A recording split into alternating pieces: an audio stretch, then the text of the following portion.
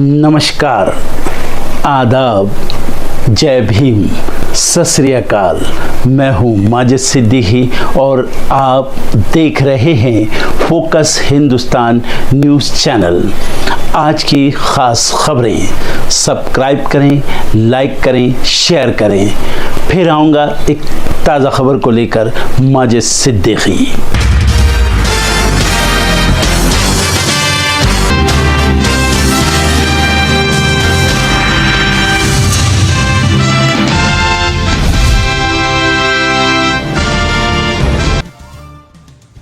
परीक्षा पे चर्चा में पीएम मोदी ने दिया एग्जाम प्रेशर से लड़ने का गुरु मंत्र। जो विषय डराए पहले उसी से निपटे, किताबी कीड़ा ना बनने की दी सलाह।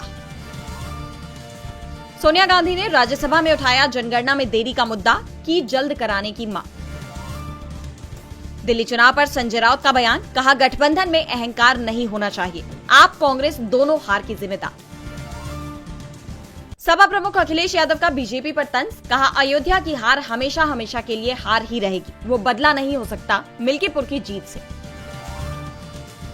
बिहार से कांग्रेस सांसद तारिक अनवर का बड़ा बयान, कहा कांग्रेस पार्टी को अब तय करना पड़ेगा कि गठबंधन में चलना है या अकेले चलना है। कांग्रेस का केंद्र सरकार पर बड़ा आरोप, अमेरिका फ्रांस की कंपनियों को खुश करने के लिए civil liability for nuclear damage act यानी CNLD कानून में बदलाव करेगी सरकार। तिरुपति लड्डू विवाद मामले में सीबीआई ने 4 आरोपियों को किया गिरफ्तार। जांच में खुलासा, घी सप्लाई का टेंडर लेने डेयरी मालिक ने फेक डॉक्यूमेंट बनाए। मणिपुर सीएम के इस्तीफे पर निर्दलीय सांसद पप्पू यादव का बयान, कहा मणिपुर की चिंता नहीं करती सरकार, सत्ता और कुर्सी के लिए सियासत करती है बीजेपी। मणिपुर सीएम के इस्तीफे पर राहुल गांधी का बयान, बोले बीरेन सिंह ने राज्य में विभाजन को दिया बढ़ावा। प्रयागराज महाकुंभ में भारी जाम, अखिलेश यादव ने डबल इंजन सरकार पर साधा निशाना, कहा सरकार के इंतजाम पूरी तरह से हो चुके हैं फेल। प्रधानमंत्री मोदी फ्रांस और अमेरिका के दौरे पर हुए रवाना, वे 10 से 14 फरवरी तक विदेश दौरे पर रहेंगे। बोले ट्रंप से मिलने के लिए हूं उत्साहित, साझेदारी को बढ़ावा देना एजेंडे में शामिल। स्टील और एल्यूमिनियम के आयात पर 25% टैरिफ लगाएंगे अमेरिकी राष्ट्रपति डोनाल्ड ट्रंप, सभी देशों पर लागू होगा नया आदेश, आज करेंगे ऐलान। मेक्सिको की खाड़ी अब अमेरिका की खाड़ी के नाम से जानी जाएगी, राष्ट्रपति डोनाल्ड ट्रंप ने आदेश पर किए हस्ताक्षर। ट्रंप के मुताबिक खाड़ी का अधिकतर नियंत्रण अमेरिका में। पोप के सहयोगी ने अमेरिका की प्रवासी नीति और यूएसएड कटौती पर जताई चिंता। पोप ने अमेरिकी सरकार से ईसाई मूल्यों को अपनाने और जरूरतमंदों को मदद करने की अपील। गजा के नेत्जारिम से पीछे हट रही इजरायली सेना, अब घर लौट रहे फिलिस्तीनी नागरिक, सीजफायर में हुई थी डील। भारत में सोने की तस्करी में बड़ी गिरावट, सीबीआईसी चेयरमैन का दावा, इस साल अब तक 4800 किलो से ज्यादा सोना जब्त। बीसीजी की रिपोर्ट, 2033 तक 1.8 लाख करोड़ डॉलर पहुंच जाएगा देश का कुल व्यापार, उत्पादन में बढ़ रही ताकत, एक रिपोर्ट में किया गया दावा। कप्तान रोहित शर्मा सबसे ज्यादा वनडे 6 लगाने वाले दूसरे बैटर बने, अपनी सेकंड फास्टेस्ट सेंचुरी भी लगाई। उनके शतक की बदौलत भारत ने 305 का लक्ष्य 44.3 ओवर में किया हासिल। सैफ अली खान के काम पर वापस लौटने को लेकर बोले जयदीप अहलावत, कहा उन्होंने अपने काम को प्रायोरिटी दी, उनके कुछ घाव अभी भी काफी गहरे। Show waking of a nation का टीजर हुआ जारी, शो में दिखाए जाएंगे जलियांवाला बाग से जुड़े कई पहलू। सीरीज को सोनी लिव ऐप पर 7 मार्च से देखा जा सकेगा।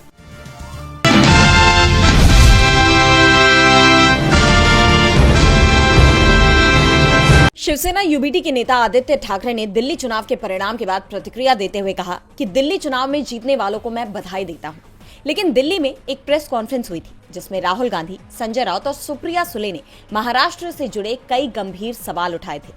इन नेताओं ने महाराष्ट्र के विधानसभा चुनावों में कथित रूप से हुई धांधली और चुनाव आयोग की भूमिका पर सवाल उठाए थे। साथ ही वोटर लिस्ट में अनियमितताओं और नए मतदाताओं को जोड़े जाने के आंकड़ों पर भी चर्चा की थी, जो गंभीर मुद्दा है। ये सवाल सिर्फ उनका नहीं बल्कि हमारे भी मन में है। आदित्य ठाकरे ने कहा कि आम आदमी पार्टी के नेताओं ने भी कई बार प्रेस कॉन्फ्रेंस के जरिए वोटर लिस्ट में गड़बड़ी को लेकर सवाल उठाए थे।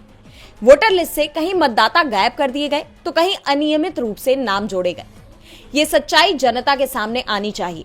सबसे बड़ी बात यह है कि चुनाव जीतने के बाद सबसे पहले बीजेपी को जनता का नहीं बल्कि चुनाव आयोग का धन्यवाद करना चाहिए। वहीं भाकपा माले के महासचिव दीपांकर भट्टाचार्य ने दिल्ली चुनाव में हार के लिए कांग्रेस और आम आदमी पार्टी के अलग अलग लड़ने को कारण बताया।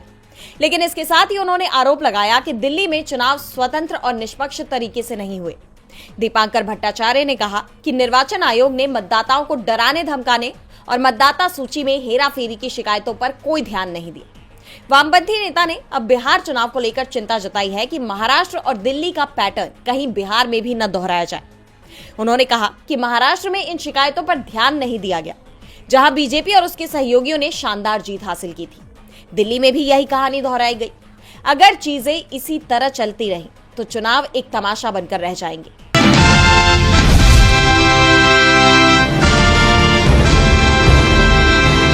प्रयागराज महाकुंभ में स्नान के लिए श्रद्धालुओं की भीड़ लगातार बढ़ती ही जा रही है। इस बीच मध्य प्रदेश के रीवा से प्रयागराज तक के मार्ग पर यातायात का दबाव बढ़ने से कई किलोमीटर लंबा जाम लग गया है। श्रद्धालु कई घंटों से इस जाम में फंसे हुए हैं, जिसके चलते प्रयागराज जंक्शन पर भीड़ को मैनेज करने के लिए इमरजेंसी क्राउड मैनेजमेंट प्लान लागू किया गया है। 14 फरवरी तक प्रयागराज संगम स्टेशन बंद रहेगा, जिसे लेकर सपा प्रमुख अखिलेश यादव ने एक्स पर पोस्ट कर डबल इंजन की सरकार पर निशाना साधा है। अखिलेश ने एक्स पर लिखा, प्रयागराज महाकुंभ अपडेट, जाम में फंसे लोग अपने वाहनों में घंटों से कैद हैं। दैनंदिन जरूरतों के लिए महिलाओं तक के लिए कोई स्थान नहीं है। जो लोग रास्तों में बेसुध हो रहे हैं, उनकी देखभाल का कोई इंतजाम नहीं है।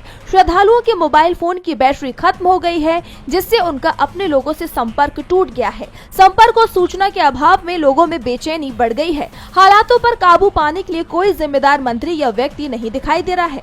मुख्यमंत्री तो पूरी तरह से नाकाम साबित हो चुके हैं और साथ ही प्रयागराज से संबंधित उप मुख्यमंत्री और कई जाने माने मंत्रीगण नदारद हैं, जिन्हें जनता के बीच होना चाहिए था, वो घरों में बैठे हैं। इसी के साथ अखिलेश ने आगे लिखा, जो सिपाही चतुर्थ श्रेणी के कर्मचारी या सफाई कर्मी दिन रात निष्ठा पूर्वक भूखे प्यासे डटे हैं, उनके भोजन पाने की कोई व्यवस्था नहीं दिखाई दे रही है। अधिकारी कमरों में बैठकर आदेश तो दे रहे हैं, लेकिन जमीन पर नहीं उतर रहे हैं। प्रयागराज के नगरवासियों को गंदगी, जाम, महंगाई के सिवा कुछ भी नहीं मिला है। सुनने में आया है कि अब भाजपाई श्रद्धालुओं पर ही ये आरोप लगा रहे हैं कि जब पता है कि हर तरफ बद इंतजामी फैल गई है, तो श्रद्धालु आ ही क्यों रहे हैं। कोई प्रदेश में हादसे के मारे लोगों को अपने हाल पर छोड़कर दूसरे प्रदेश में समारोह में शामिल हो रहा है, तो कोई विदेश चला गया है। श्रद्धालुओं का पुरसा हाल कोई क्या है। बता दें कि इससे पहले अखिलेश ने महाकुंभ की व्यवस्थाओं पर भी सवाल उठाते हुए उत्तर प्रदेश में वाहनों को टोल मुक्त करने की मांग की थी। उन्होंने कहा, जब फिल्मों को मनोरंजन कर मुक्त किया जा सकता है, तो महाकुंभ पर गाड़ियों का कर मुक्त क्यों नहीं किया जा सकता।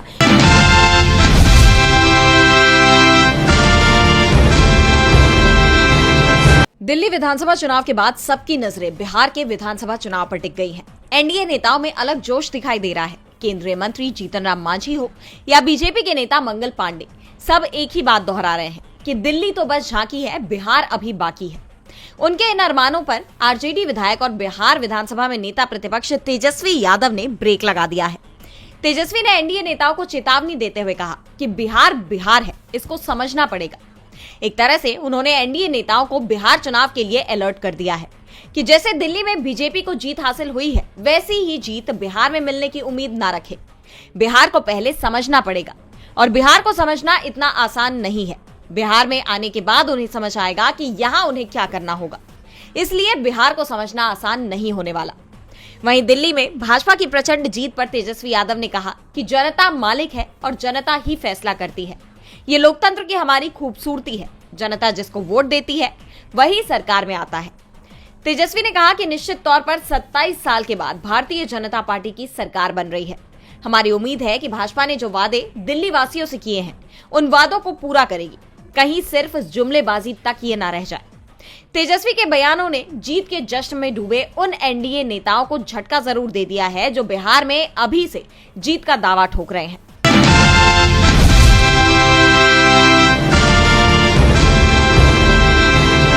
मणिपुर के मुख्यमंत्री एन बीरेन सिंह ने अपने पद से इस्तीफा दे दिया है। उन्होंने इम्फाल राजभवन में राज्यपाल अजय कुमार भल्ला से मुलाकात की और अपना इस्तीफा सौंप दिया। इससे पहले एन बीरेन सिंह ने केंद्रीय गृह मंत्री अमित शाह से दिल्ली में भी मुलाकात की थी। अब इस मामले को लेकर राजनीति तेज हो गई है। इस बीच कांग्रेस सांसद राहुल गांधी ने सीएम बीरेन सिंह पर मणिपुर में बंटवारा करने का आरोप लगाया है। राहुल ने एक्स पर पोस्ट किया कि करीब 2 साल तक बीजेपी के सीएम बीरेन सिंह ने मणिपुर में बंटवारा कराया। मणिपुर में हिंसा, जानमाल के नुकसान और भारत के विचार के विनाश के बावजूद पीएम मोदी ने उन्हें बने रहने की अनुमति दी। सीएम बीरेंद्र सिंह के इस्तीफे से पता चलता है कि बढ़ते जन दबाव, सुप्रीम कोर्ट की जांच और कांग्रेस के अविश्वास प्रस्ताव ने फैसले पर मजबूर कर दिया है। लेकिन सबसे जरूरी प्राथमिकता राज्य में शांति बहाल करना और मणिपुर के लोगों के घावों को भरने के लिए काम करना है। राहुल ने पीएम मोदी से अपील करते हुए कहा कि पीएम मोदी को तुरंत मणिपुर का दौरा करना चाहिए, लोगों की बात सुननी चाहिए और अंत में सामान्य स्थिति वापस लाने की अपनी योजना बनानी चाहिए। बता दें कि सीएम के इस्तीफे के पीछे बीजेपी का दबाव बताया जा रहा है। कहा जा रहा है कि बीरेंद्र सिंह ने दबाव में आकर इस्तीफा दिया है, क्योंकि सत्ताधारी दल के 7 विधायक तो पहले से ही बीरेंद्र सिंह के इस्तीफे की मांग कर रहे थे, जिसे लेकर वो दिल्ली तक पहुंच गए थे। हालात बिगड़ते देख बीजेपी हाईकमान ने बीरेंद्र सिंह से इस्तीफा देने को कह दिया, जिसके बाद उन्होंने अपना इस्तीफा मणिपुर के राज्यपाल को भेज दिया। मणिपुर सरकार पर संकट गहराता जा रहा है।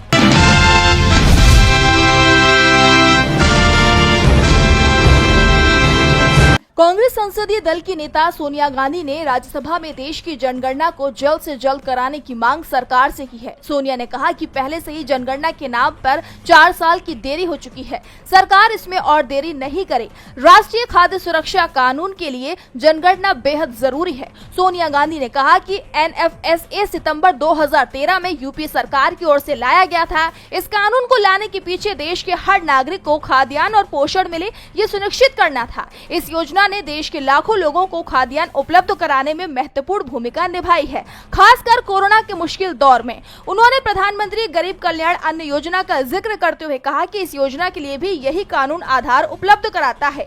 सोनिया ने कहा कि NFSA के तहत 75% ग्रामीण और 50% शहरी आबादी सब्सिडी के साथ अन्न प्राप्त करने के योग्य है।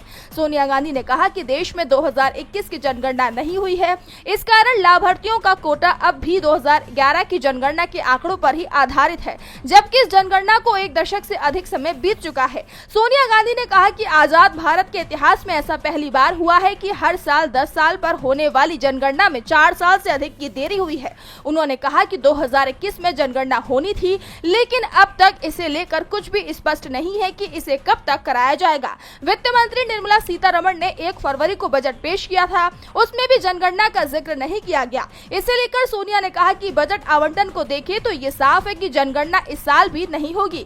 सोनिया ने कहा कि फूड सिक्योरिटी प्रिविलेज नहीं है, ये मूलभूत अधिकार है।